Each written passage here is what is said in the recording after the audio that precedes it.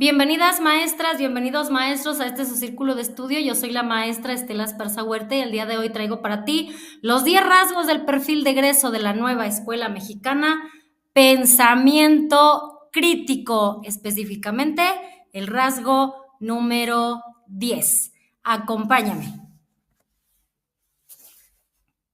Desarrollan el pensamiento crítico. ¿Y cómo desarrollan el pensamiento crítico? ¿Qué es el pensamiento crítico? Pues el pensamiento crítico, maestras y maestros, en niñas, niños, adolescentes y jóvenes, se refiere a esa capacidad de analizar, de evaluar y reflexionar sobre esa información, sobre las ideas, sobre una cosmovisión, sobre las propias experiencias, pero de una manera lógica y sobre todo objetiva. ¿Esto qué les permite? Les permite desarrollar habilidades clave como la resolución de problemas, todo tipo de problemas, no solamente matemáticos, la toma de decisiones informada y sobre todo la comprensión profunda de todos los temas que enfrentan en su vida diaria. ¿Cuáles son algunas características del pensamiento crítico? Ya en su momento, Dios mediante, vamos a ver el pensamiento crítico de una manera más objetiva, más sistemática y sobre todo más profunda. Primero, tenemos la curiosidad activa. Hacen preguntas constantemente sobre el mundo que les rodea, el análisis lógico, donde evalúan los argumentos, se distinguen entre hechos y opiniones, la resolución de los problemas. Aquí piensan en posibles soluciones a los desafíos. Aquí también tenemos el pensamiento creativo, el analítico, el lógico, etcétera, etcétera. La autonomía intelectual, que formulan sus propias ideas. Eso es muy interesante y eso lo tenemos que ir madurando nuestros niños, entrenando todos los días. Y sus propias conclusiones en lugar, ojo aquí, en lugar de aceptar todo lo que escuchan. Empatía cognitiva, aquí consideramos diferentes perspectivas y sobre todo puntos de vista.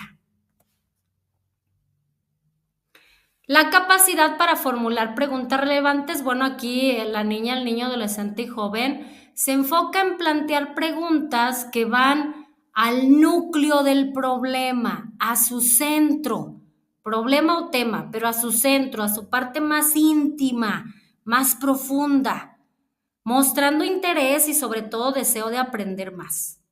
Un escepticismo constructivo, ¿a qué me refiero? Con que no acepten o no aceptan todo lo que escuchan, siempre hay que buscar evidencia, no todo es una verdad absoluta, y esa evidencia que respalde precisamente esas afirmaciones para no caer nuevamente en lo que dice la nueva escuela mexicana, en la colonización del conocimiento, sino todo lo contrario. Capacidad de argumentación, desarrollan la habilidad de expresar sus ideas con razones claras, evidencias y lógica, sin imponerlas. Reconocimiento de prejuicios, aquí podemos identificar sesgos propios o sesgos en otra persona, sesgos ajenos, lo que nos ayuda o les ayuda a tomar las decisiones más objetivas y más claras.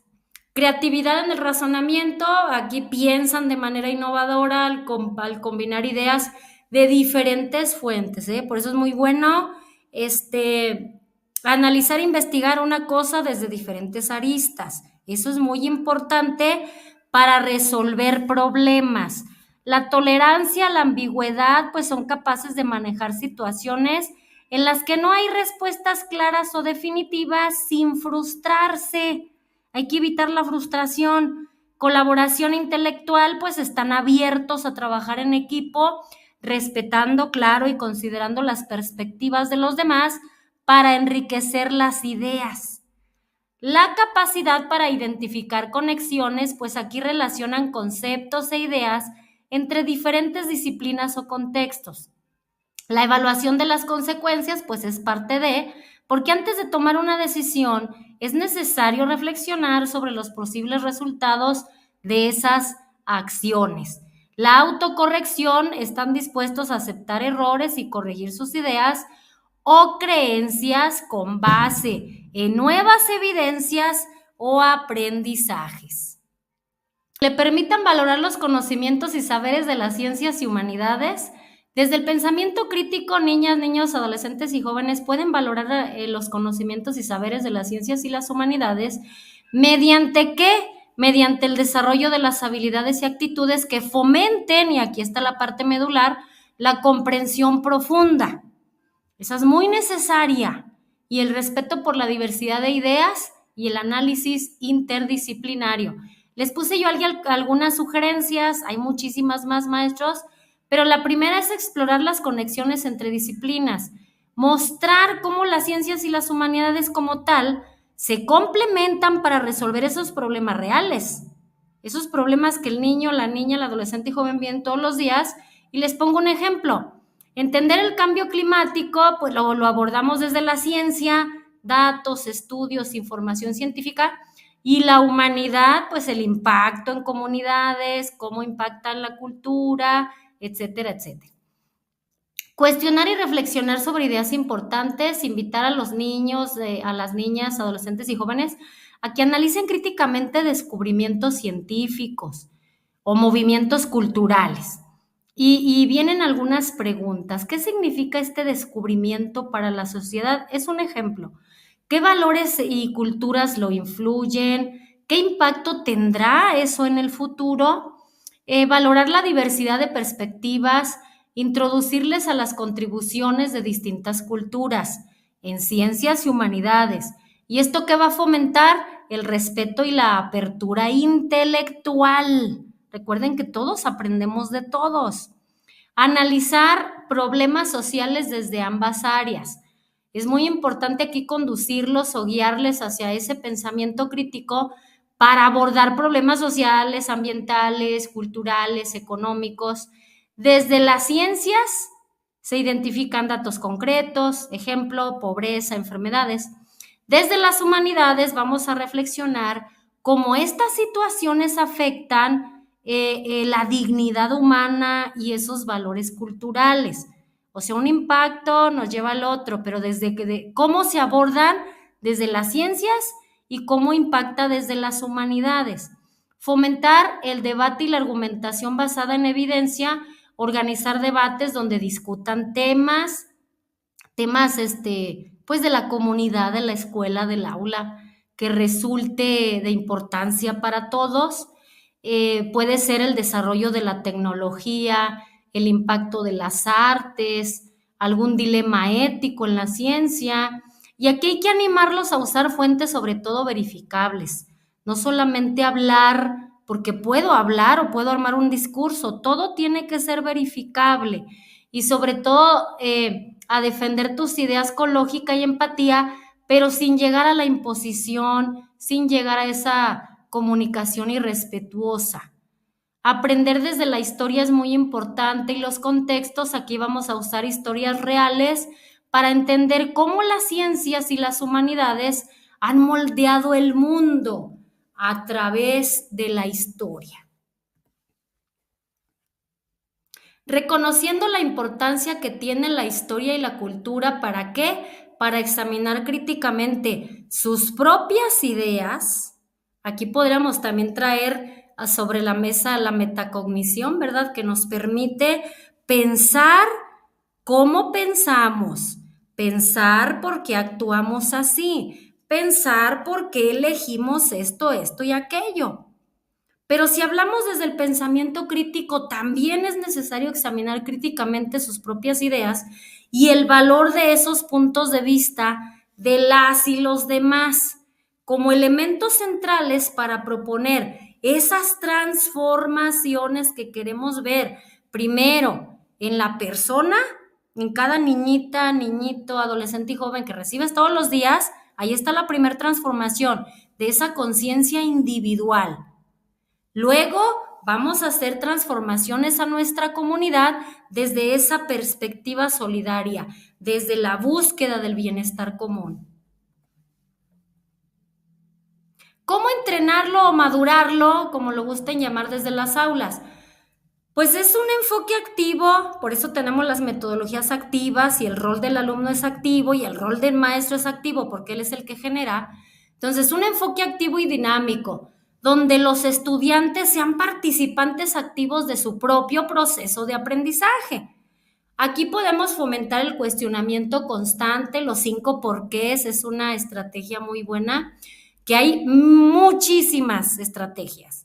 Uso de debates y discusiones estructuradas, resolver problemas del mundo real, promover la autorreflexión, el análisis de textos y medios, nuestras metodologías activas de la nueva escuela mexicana, el trabajo en equipo y colaborativo. El uso de dilemas éticos también es muy bueno porque nos introduce a la reflexión y a la evaluación de posturas. Evaluar con preguntas abiertas y sobre todo con retos reflexivos. ¿Cuáles serían algunas claves de tantas para los docentes? Primero, modelar el pensamiento crítico. ¿Cómo hacerlo? El maestro tiene que ser un modelo para sus estudiantes, sí o sí. Y ese modelo tiene que demostrar cómo analiza, cómo evalúa la información, si es una persona que lee, si es una persona que está en constante análisis de las situaciones de él mismo, se construye.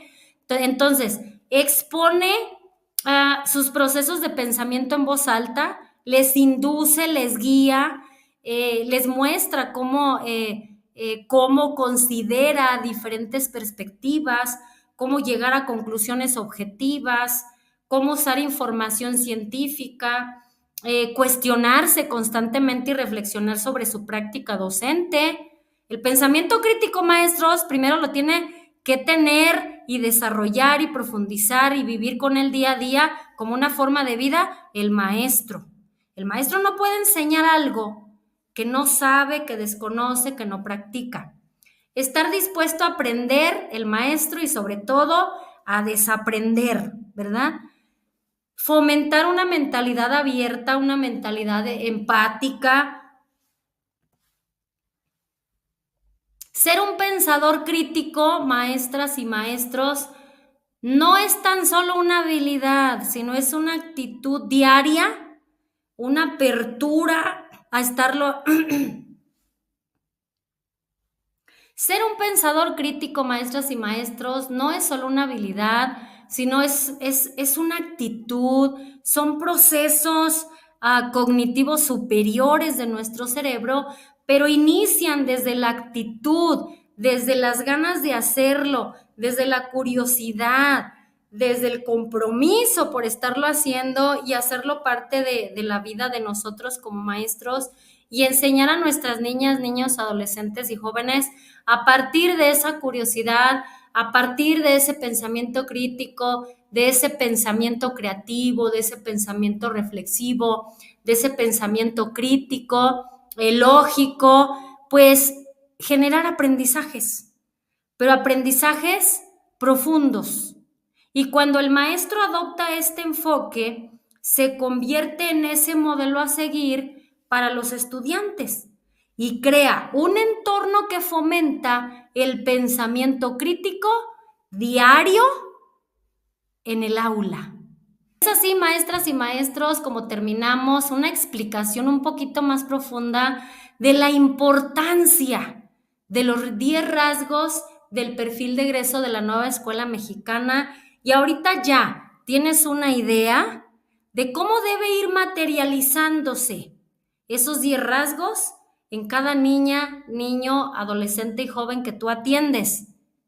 Y te invito para que te suscribas, para que nos regales dedito arriba, para que le des clic a la campanita de notificaciones y sobre todo me gustaría mucho leer tu comentario sobre este trabajo desde una perspectiva sobre todo más profunda, más clara para todos ustedes y te invito nuevamente, maestra y maestro, a que seas parte de esta comunidad y que, como yo, seas promotor del pensamiento crítico para que el alumno resuelva ahí donde no está el maestro.